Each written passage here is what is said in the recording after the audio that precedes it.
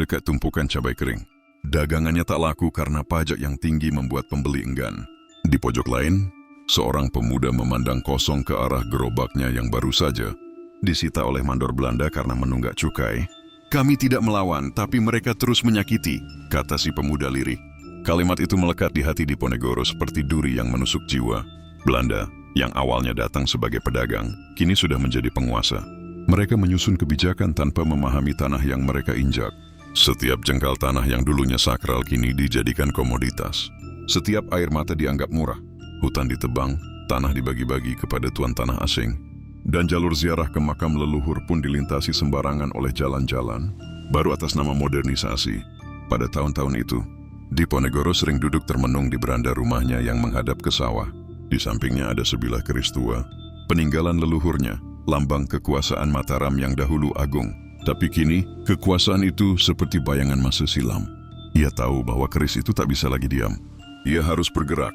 Namun sebelum ia mengangkat senjata, Diponegoro mengangkat pena. Ia menulis surat kepada sultan, kepada para bupati, kepada ulama, kepada bangsawan yang tersisa martabatnya. Dalam surat-suratnya, ia menyerukan agar rakyat kembali kepada adat, kembali kepada Islam dan menolak tunduk pada penjajahan. Ia bukan sekadar marah, ia merumuskan arah.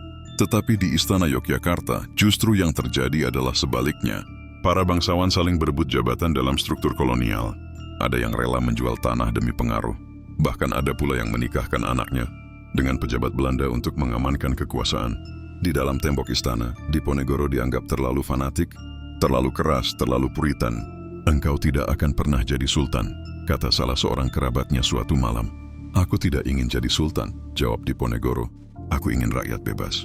Itu lebih suci daripada mahkota." Tahun demi tahun, kebencian rakyat kepada Belanda membuncah. Tanah-tanah ulayat dirampas.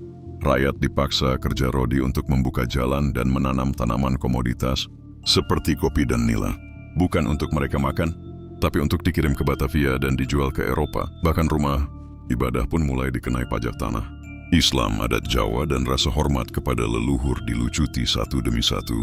Puncak kemarahan itu datang pada tahun 1825 ketika Belanda membangun jalan melintasi Tegal Rejo, tepat di atas makam leluhur Diponegoro. Baginya itu bukan sekadar pelecehan, itu adalah bentuk penjajahan rohani.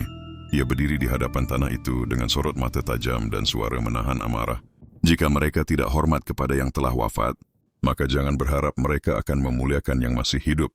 Maka pada malam itu, saat bulan purnama menggantung di atas pepohonan jati, Pangeran Diponegoro menggulung serbannya, mengambil keris warisan dan